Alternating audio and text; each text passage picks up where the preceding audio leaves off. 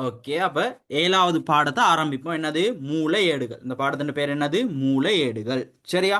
ரொம்ப முக்கியமான ஒரு பாடம். சரியா? இந்த பாடத்துக்கு நம்ம எங்க இருந்து வாரோம்னா, முதல்ல ஒரு வணிகத்துல ஒரு கொடுக்கல் வாங்கல் இடம்பெறுதுன்னா, அந்த கொடுக்கல் வாங்கல் சம்பந்தப்பட்ட தகவல்கள் எல்லாம் எங்க குறிச்சு வச்சுக்குவோம்? ஒரு பில்லுல குறிச்சு வச்சுக்குவோம். இப்ப நீங்க ஒரு கடையில போயிட்டு ஒரு சாமான் வாங்கிட்டு வரீங்கன்னா அதுக்கு என்ன கொடுப்பாங்க? பில் கொடுப்பாங்க. அப்ப வணிகத்தில் நடக்கிற கொடுக்கல் வாங்கல் சம்பந்தமான தகவல்களை எதுல குறிச்சு வச்சுக்கிறோம்? பில். எதுல குறிச்சு வைக்கிறோம்? பில்லு. ஆ, இந்த பில்லுக்கு ஒரு பேர் இருக்கு. பில்லுக்கு என்ன இருக்கு? ஒரு பேர் இருக்கு. பில்லுக்கு தமிழ்ல என்ன சொல்றோம்னா, நம்ம மூல ஆவணம்னு சொல்றோம்.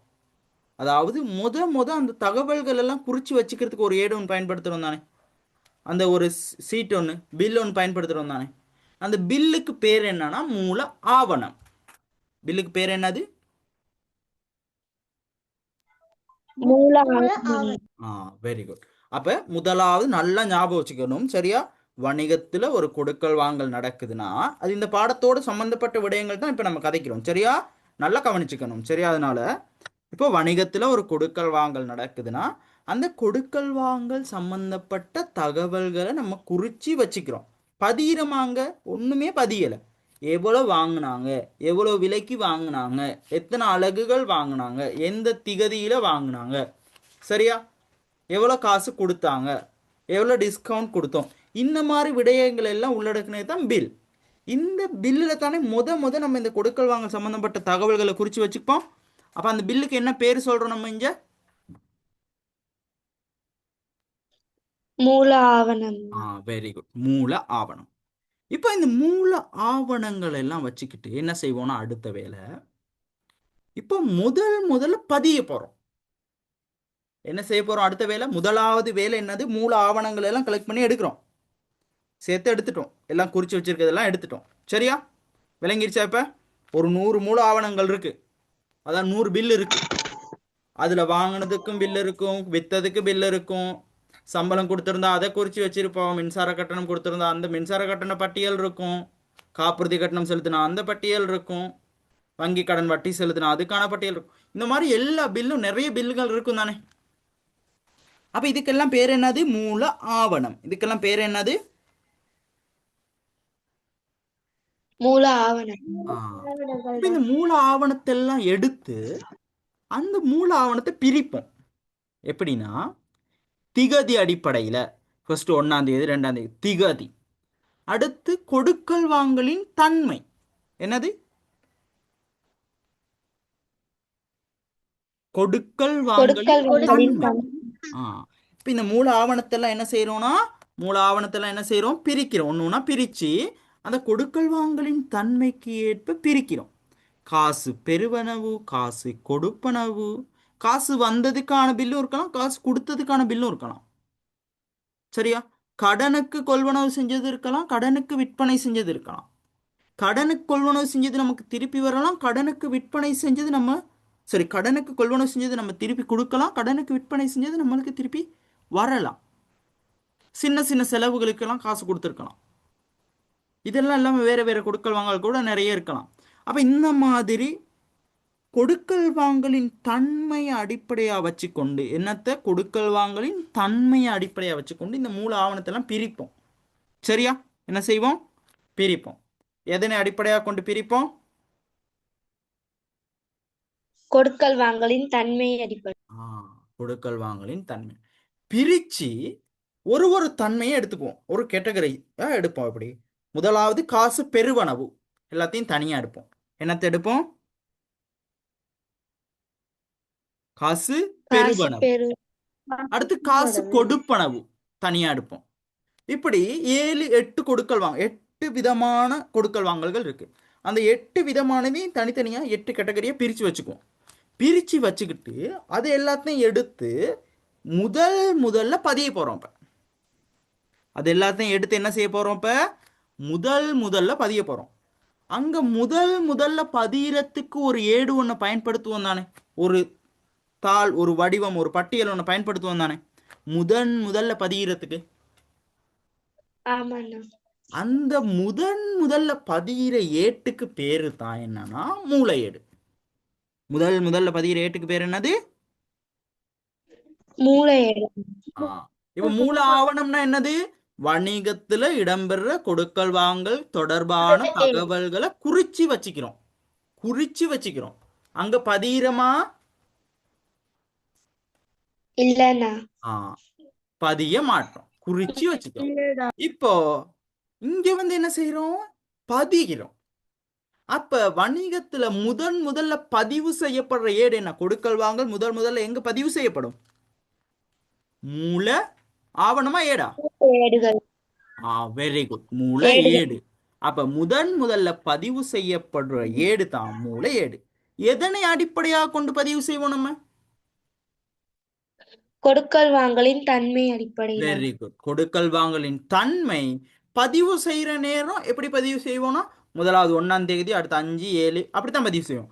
இப்படி பதிவு செய்ய மாட்டோம். 1/15/7/4ன்னு பதிவு செய்ய மாட்டோம். 1 2 3 அப்படி அந்த ஓர்டர்ல தான் பதிவு செய்வோம். சரியா?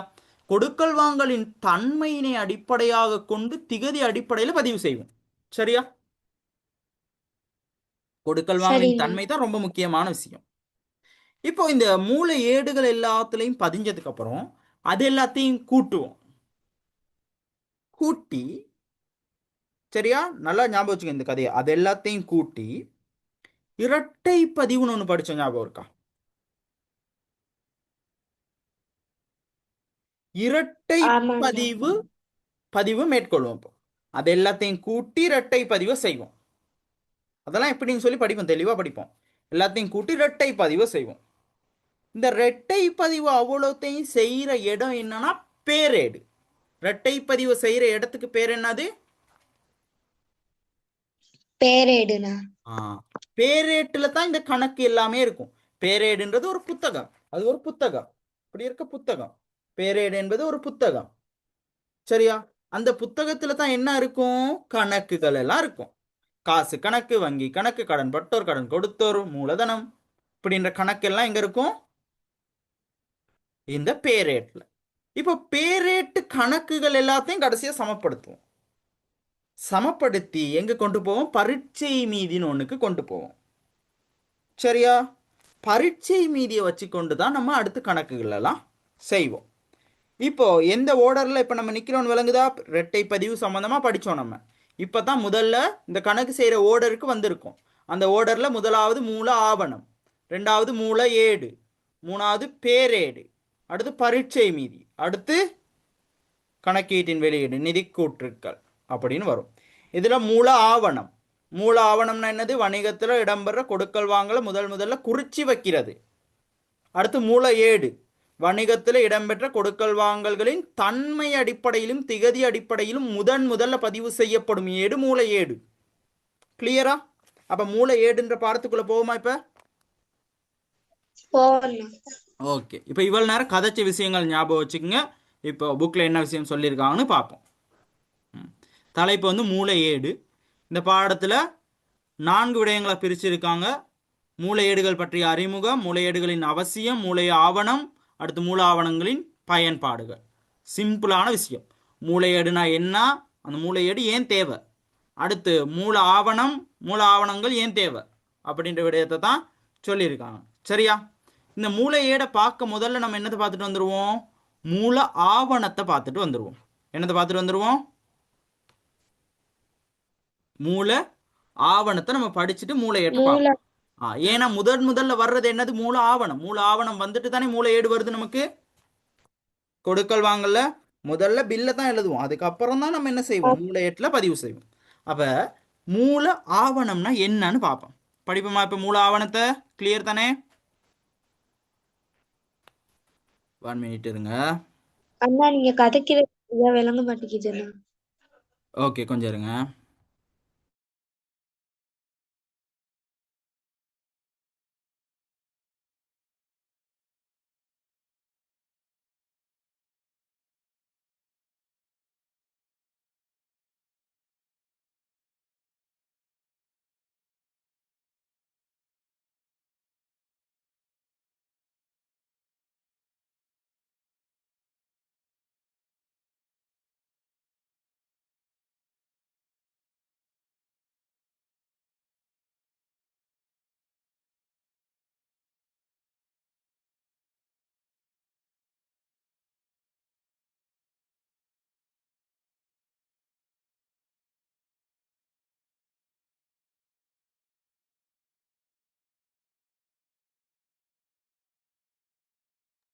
ஓகே, இப்ப கேக்குதா?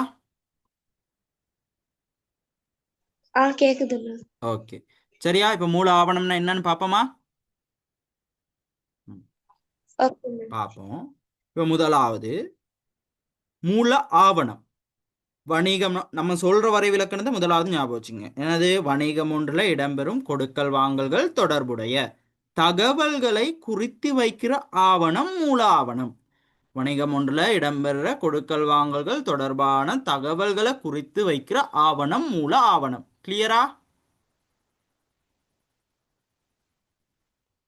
ஆமாண்ணா. இந்த மூல ஆவணத்துல என்னென்ன விஷயம் இருக்கும்? இப்ப நீங்க ஒரு பில் எடுத்து பார்த்தீங்கன்னா அதுல என்னென்ன விஷயம் இருக்கும்? முதலாவது வணிகத்தின் பெயர் இருக்குமா இல்லையா? கட்டாயம் இருக்கும். அடுத்து என்ன பொருளை வாங்கணும்ன்றது இருக்கும். இருக்கும். என்ன பொருளை வாங்கணும்னு இருக்கும். எத்தனை அலகுகள் வாங்கணும், எத்தனை யூனிட் வாங்கணும், ஒரு 10 அலகு வாங்கணுமா, 15 வாங்கணுமா, இல்லை 2 வாங்கணுமா, 4 வாங்கணுமா, 1 வாங்கணுமான்னு எத்தனை அலகுகள் வாங்கணுன்ற பெறுமதி இருக்கும். அடுத்து ஒரு யூனிட்டுக்கு எவ்வளவு விலை அப்படின்றது இருக்கும் தானே. இப்போ ஒரு 10 கோப்பி வாங்குறோம்னா ஒரு கோப்பிக்கு எவ்வளவு விலைன்னு இருக்கும். அடுத்து மொத்த பெறுமதி எவ்வளோன்னு இருக்கும். அடுத்து எப்போ நம்ம கொடுக்கல் வாங்க அந்த பொருளை வாங்கணும்னு இருக்கும். நம்மளுக்கு டிஸ்கவுண்ட் எதுவும் கொடுத்துருந்தாங்கன்னா அந்த டிஸ்கவுண்ட் இருக்கும். இந்த விடயமெல்லாம் இருக்கும் தானே ஒரு வணிகத்தில். வணிகத்தில் ஒரு பில்லில் இந்த விடயங்கள்லாம் இருக்கும் தானே. சிம்பிள். அப்போ ஒரு பில்லில் என்னென்ன விடயங்கள் இருக்கும் அவ்வளவுதான். அப்போ மூல ஆவணம்னா என்னன்னு தெரியும், மூல ஆவணத்தில் என்னென்ன விடயங்கள் இருக்குன்னு தெரியும். இப்போ மூல ஆவணத்தின் வகை, அதுக்கு முதல்ல நம்ம புக்கில் என்ன இருக்குன்னு பார்த்துட்டு வரோம் ஒருக்கா. மூல ஆவணம்.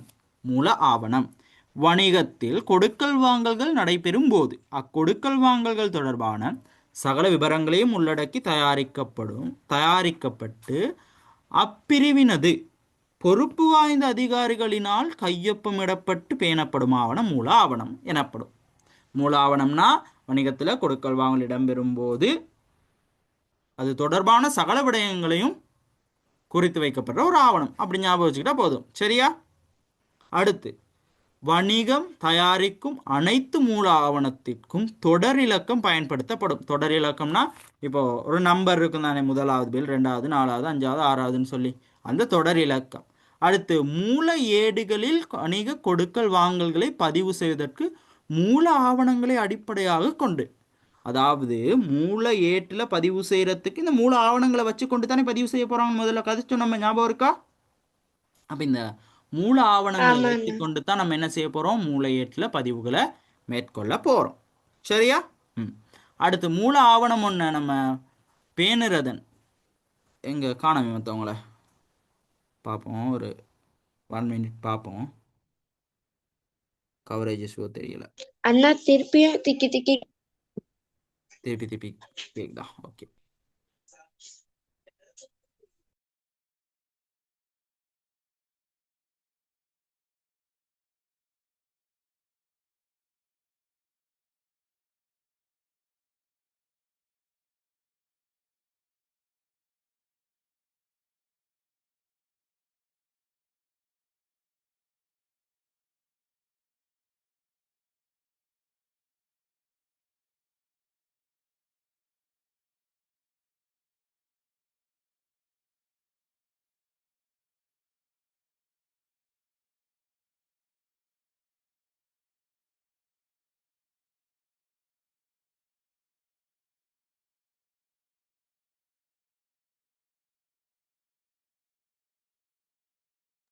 ஓகே, இப்போ கேக்குதா?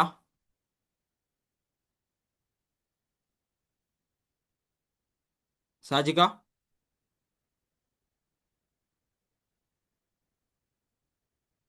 கிருத்திகா கேக்குதா?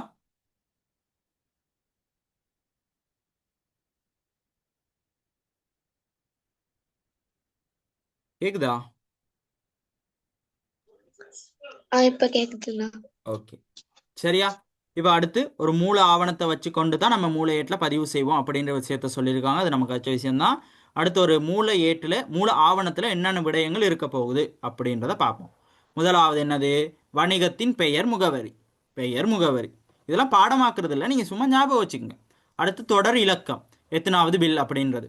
கொடுக்கல் வாங்கல் இடம்பெற்ற திகதி, கொடுக்கல் வாங்கல் தொடர்பான மற்றைய நபரின் பெயர் யாருக்கு விற்றோம் அப்படின்ற விடயங்கள். இப்போ எல்லா பில்லுலையும் எல்லா விஷயமும் இருக்காது, சில விடயங்கள் இருக்கும், சில விஷயங்கள் இல்லாமல் இருக்கும். பொதுவாக இந்த மாதிரி விடயங்கள் தான் உள்ளடக்கப்பட்டிருக்கும்.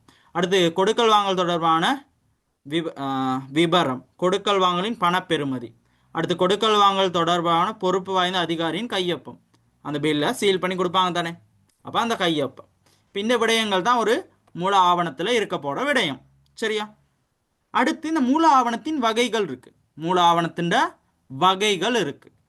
சரியா? எழுதிக்கிறீங்களா? அப்ப நான் சொல்ல சொல்ல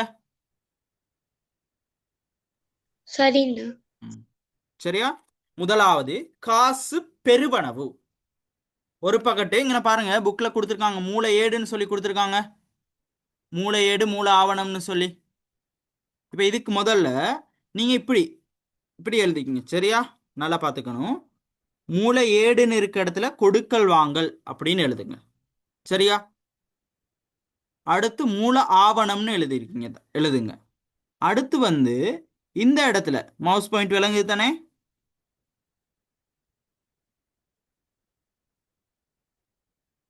சாஜிகா? இந்த இடத்துல இன்னொரு லைன் ஒன்று சேர்த்துக்குங்க, அங்க மூல ஏடை எழுதுறதுக்கு. சரியா? மூல ஆவணம், சரி. சரி, முதலாவது கொடுக்கல் வாங்கல், அடுத்து மூல ஆவணம், அடுத்து இந்த பக்கத்து மூல ஏடு. இப்போ முதலாவது கொடுக்கல் வாங்கலையும் மூல ஆவணத்தையும் பார்ப்போம். அடுத்து மூல ஏடை படிக்கிற நேரம் அந்த லைனை நம்ம ஃபில் பண்ணிக்குவோம். சரியா? இப்போ இந்த அட்டவணை முதலாவது இப்படி எழுதிக்கிட்டு சொல்லுங்க பார்ப்போம்.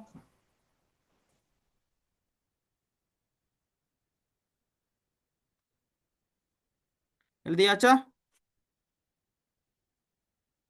ஆமாண்ணா. சரி. இப்போ கொடுக்கல் வாங்கல் அதுக்கு கீழே முதலாவது எழுதிக்கிங்க, காசு நம்மளுக்கு கிடைக்குது. அப்ப காசு பெறுவனவு. முதலாவது எழுதிக்கிங்க, காசு பெறுவனவு.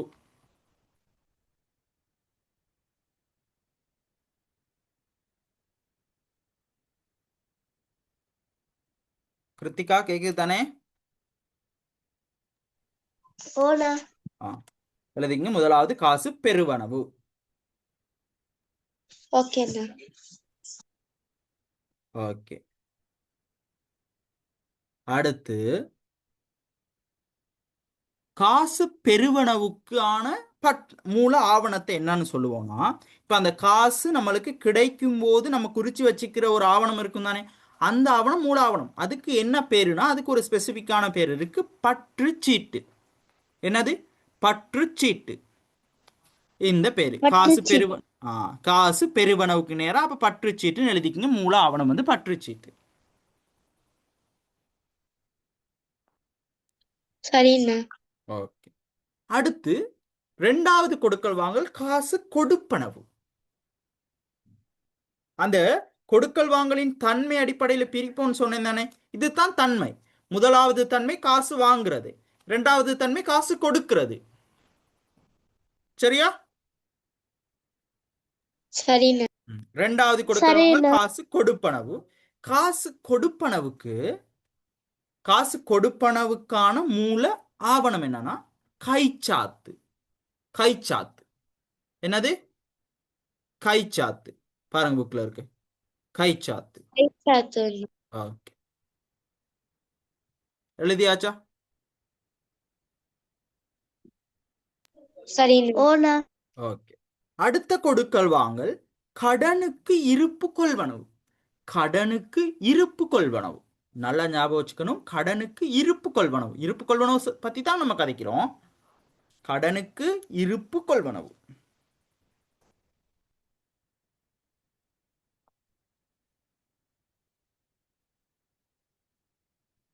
சரிண்ணா. கடனுக்கு இருப்பு கொள்வனவு செஞ்சா அதுக்கான ஆவணம் வந்து கொள்வனவு பட்டியல். என்னது?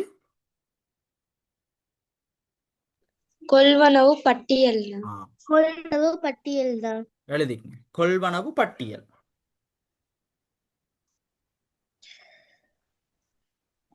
சரியண்ணா. அடுத்து கடனுக்கு இருப்புக்களை விற்பனை செய்தால், கடன் விற்பனை. கடனுக்கு இருப்பு விற்பனை.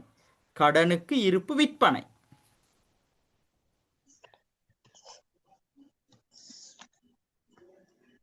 சரியண்ணா. கடனுக்கு இருப்புக்களை விற்பனை செய்யும் போது, அதாவது இருப்பு விற்பனை, தெளிவா சொல்றேன், நல்லா கேட்டுக்கணும். இருப்பு கொள்வனவு, கடனுக்கு இருப்பு கொள்வனவுன்னு தான் மேல சொன்னேன். சரியா? இருப்பு என்பது மேல் விற்பனைக்கான பொருட்களை கொள்வனவு செய்யறது. அடுத்து ரெண்டாவது எப்படி சொல்றேன்? இருப்பு விற்பனை, கடனுக்கு இருப்பு விற்பனை. கடனுக்கு இருப்பு விற்பனை செய்தால் விற்பனை பட்டியல் என்னது? விற்பனை பட்டியல் தான். எழுதிக்கங்க.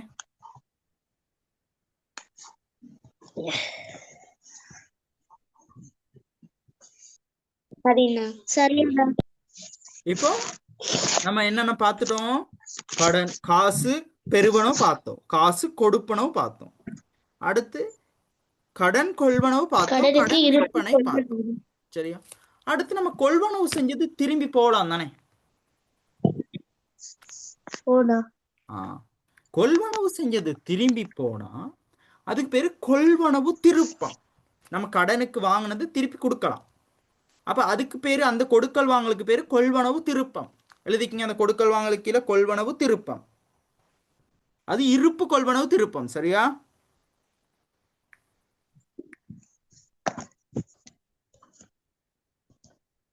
இப்ப அதுக்கான மூல ஆவணம் வந்து வரவுத்தாள். வரவுத்தாள் இதெல்லாம் ஒரு பேரு. சரியா? வரவுத்தாள்.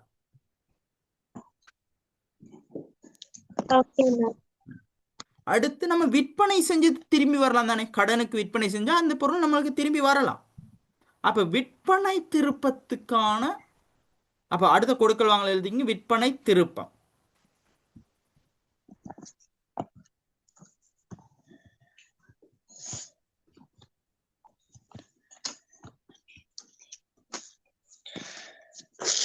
விற்பனை திருப்பத்துக்கான மூல ஆவணம் என்னன்னா விற்பனை பட்டியல்.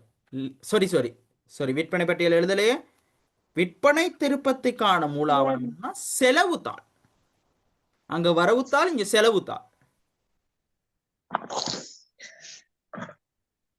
சரியண்ணா. ஓகே. இப்ப எத்தனை பார்த்துட்டோம்? 6 கொடுக்கல் வாங்கல் பார்த்துட்டோம். அடுத்து 7வது கொடுக்கல் வாங்கல். நம்ம ஒரு பெரிய வணிகம்னு நினைச்சுக்குவோம். சரியா? எப்படி நினைச்சுக்கணும்? பெரிய வணிகம். நம்ம வணிகத்துல எவ்வாறு கொடுக்கல் வாங்கல்லாம் நடக்குதுன்னா, ஒரு 50,000, 1 லட்சம், 2 லட்சம், 10 லட்சம், 100 லட்சம், இப்படியாப்பட்ட கொடுக்கல் வாங்கல் தான் நடக்குது. நம்ம ஒரு பெரிய வணிகம், நம்ம வணிகத்துல எப்படியாப்பட்ட கொடுக்கல் வாங்கல் நடக்குது? பெரிய பெறுமதி 1 லட்சம், 2 லட்சம், அப்படி செக்கை வச்சுதான் நம்ம கொடுக்கல் வாங்கல் செய்யறோம். இந்த வணிகத்துல இந்த பெரிய தொகைகள்ல கொடுக்கல் வாங்கல் செய்யற நேரம், ஆனாலும் இந்த 150 ரூபாய்க்கு ஒரு பிளேன் டீ வாங்குறது, 100 ரூபாய்க்கு ஒரு பிளேன் டீ வாங்குறது, ஒரு டீ வாங்குறது, ஒரு தும்பு தடி 250 ரூபாய்க்கு வாங்குறது, பஸ்ஸில் போயிட்டு வர்றது, அடுத்து ஒரு போஸ்ட் ஒன்று போஸ்ட் பண்ணுறது. அப்போ இந்த மாதிரி சின்ன சின்ன 50 ரூபா, 100 ரூபா, 150 ரூபா, 200 ரூபா, 500 ரூபா, இப்படியாப்பட்ட சின்ன சின்ன செலவுகள் ஏற்படுமா இல்லையா இந்த மாதிரி பெரிய வணிகத்திலையும்? ஏற்படும். இப்ப இந்த ரெண்டையும், இந்த பெரிய செலவையும் சின்ன செலவையும் ஒரே இடத்துல வச்சிருந்தா அது சரியா வருமா? அது நல்லா இருக்குமா? கணக்கு செய்யறது கஷ்டமாகி இருந்தானே. இப்போ 1 லட்சம்னு இருக்க ஒரு பெருமதி 1,122,000 ரூபா இப்படின்னு வந்துச்சுன்னா அது வந்து கணக்கு செய்யறவங்களுக்கு கஷ்டத்தை கொடுக்கும் தானே. அதனால இந்த சின்ன பெருமதி கொண்டதுங்களை தனியா எடுத்துருவாங்க. சின்ன பெருமதி கொண்ட பற்று, அதாவது மூல ஆவணங்களை தனியா எடுத்துருவாங்க. அதுக்கான கொடுக்கல் வாங்கலுக்கு பேரு சிறு செலவு கொடுப்பனவு, சில்லறை செலவுகள் அப்படின்னு எழுதிக்குங்க. சரியா? கொடுக்கல் வாங்கலுக்கு இப்ப சின்ன சின்ன செலவுகள் தானே, அப்ப அதுக்கு சில்லறை செலவுகள் எழுதிக்குங்க. கொடுக்கல் வாங்கல் நம்ம இதெல்லாம் தெளிவா படிப்போம், அடுத்தடுத்த பாடங்கள்ல இருக்கு. இப்ப இந்த பாடத்துல நம்ம தெரிஞ்சுக்க வேண்டியது இது பேருகள் மட்டும்தான். சரியா? சரி. ஓகே. சில்லறை செலவுகள் எழுதியாச்சா? இப்ப அதுக்கான தனியா ஒரு மூல ஆவணம் இருக்கு. அந்த மூல ஆவணத்துக்கு பேரு சில்லறை காசேட்டு கைச்சாத்து அல்லது சில்லறை கைச்சாத்து. எழுதிக்கங்க, சில்லறை கைச்சாத்து. சரியண்ணா. ஓகே. இப்ப எத்தனை கொடுக்கல் வாங்கல எழுதிட்டோம்? 7 கொடுக்கல் வாங்கல எழுதிட்டோம். 7. காசு பெறுவனவு, காசு கொடுப்பனவு, கடன் கொள்வனவு கடன் விற்பனை, கொள்வனவு திருப்பம் விற்பனை திருப்பம், அடுத்து சில்லறை காசு கொடுப்பனவு, அடுத்து இப்ப இந்த 7 ஸ்பெசிபிக்கான, அதாவது ஒரு விதமான கொடுக்கல் வாங்கல் தன்மை. இப்ப இந்த 7லையும் வராத சில கொடுக்கல் வாங்கல் இருக்கலாம். இந்த 7லையும் வராத கொடுக்கல் வாங்கல் இருக்கலாம் தானே? எஸ்கியூஸ் சொல்லுங்க. கதைக்கிறது விளங்குது விளங்குது இல்லையா?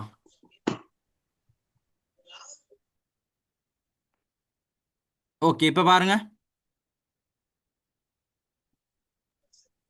சரிண்ணா. இப்போ இந்த 7 விதமான கொடுக்கல் வாங்கலையும் வராத சில கொடுக்கல் வாங்கல் இருக்கு. என்னது? நம்மகிட்ட இருப்புக்களை களவெடுத்துட்டு போயிடலாம். அது காசு பெறுவனவும் இல்லை, காசு கொடுப்பனவும் இல்லை. அது கடன் கொள்வனவும் இல்லை, கடன் விற்பனையும் இல்லை. சில்லறை செலவுகளுக்கான கொடுப்பனவும் இல்லை, கொள்வனவு திருப்பமும் இல்லை, விற்பனை திருப்பமும் இல்லை. ஆனால் இதெல்லாம் நடக்கலாம் தானே? இருப்பை களவெடுத்துட்டு போயிடலாம், இருப்பு அழிஞ்சு போயிடலாம். அப்போ இந்த மாதிரி விடயங்கள் எல்லாம் எங்கே பதிவோம்னா பொதுவான கொடுக்கல் வாங்கல். சரியா? இதுல கொடுக்கல் வாங்கலுக்குள்ள எழுதிக்கிங்க ஏனையவைன்னு சொல்லி. கொடுக்கல் வாங்கலுக்குள்ள எப்படி எழுத போறீங்க? ஏனையவை. ஏன்னா இந்த 7லையுமே இல்ல, வராது, அதனால ஏனையவை எழுதிட்டு அதுக்கான மூல ஆவணம் பொது நாட்குறிப்பேட்டு கைச்சாத்து. பொது நாட்குறிப்பேட்டு கைச்சாத்து, பொது நாட்குறிப்பேட்டு கைச்சாத்து. சரியா?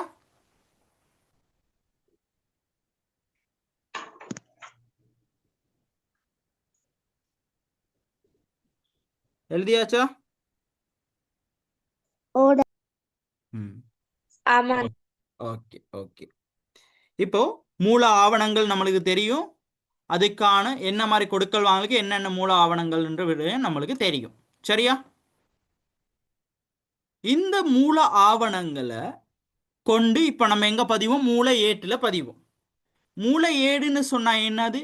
வணிகத்துல இடம்பெற கொடுக்கல் வாங்கல்களை அந்த கொடுக்கல் வாங்கலின் தன்மையின் அடிப்படையில் முதலில் பதியப்படும் ஏடு மூல ஏடு. கிளியரா? அதுக்கு முதல்ல அந்த மூல ஆவணத்துட்டு அவசியத்தை பார்த்துட்டு வந்துடுவோம் நம்ம. சரி, மூல ஆவணத்தின் அவசியம். ஏன் இந்த மூல ஆவணம் அவசியம்னா நல்லா கவனிச்சுக்கணும். மூல ஆவணம் அப்படின்னு சொல்றது ஏன் அவசியம்னு சொன்னா, அதாவது மூல ஆவணம் ஏன் அவசியம்னா கொடுக்கல் வாங்கல், அதாவது மூல ஆவணம் இருந்தா தானே கொடுக்கல் வாங்கல் நடந்ததுக்கான ஒரு ஆதாரம் இருக்கும். மூல ஆவணம் இருந்தா தான் கொடுக்கல் வாங்கல் இடம்பெற்றதுக்கான ஒரு ஆதாரம் இருக்கும். சரியா? இப்ப நீங்க ஒரு கடையில போயிட்டு சொல்றீங்க, இந்த கடையில நான் வாங்கிட்டு போனேன், இந்த பொருள் உடஞ்சிருச்சுன்னு சொல்லி. அப்ப நீங்க இந்த கடையில தான் வாங்கினீங்கன்றதுக்கு என்னது ஆதாரம்? உங்க கையில இருக்க பில் தானே ஆதாரம். அப்ப முதலாவது இந்த மூல ஆவணத்தின் வேலை கொடுக்கல் வாங்கல் இடம்பெற்றமைக்கான ஒரு ஆதாரமாக தொழிற்படும். இரண்டாவது, கொடுக்கல் வாங்கலுக்கான கொடுக்கல் வாங்கல் சம்பந்தப்பட்ட தகவல்களை குறிச்சு வச்சுக்கும். சரியா? அடுத்து இந்த மூல ஆவணத்தை கொண்டு தானே மூல ஏட்டுல பதிவு செய்ய போறோம். இந்த மூல ஆவணம் இல்லாம பதிவு செய்ய முடியுமா? அடுத்து இப்போ இது ஒரு வகை கூறும் தன்மையை ஏற்படுத்தி. ஏன்னா இப்போ பில்லு கொடுக்காட்டி என்ன விலைக்கு வேணாலும் விற்கலாம், அது கலையிட ஊழல்கள் இடம்பெறதுக்கான வாய்ப்பு அதிகரிச்சிடும். அப்ப இந்த மாதிரி அப்ப இந்த மூல ஆவணம் எதுக்கு அவசியம்? முதலாவது கொடுக்கல் வாங்கல் சம்பந்தமான தகவல்களை குறிச்சு வச்சுக்க. சரியா? இரண்டாவது மூல ஏட்டுல வணிக சொல்லுங்க.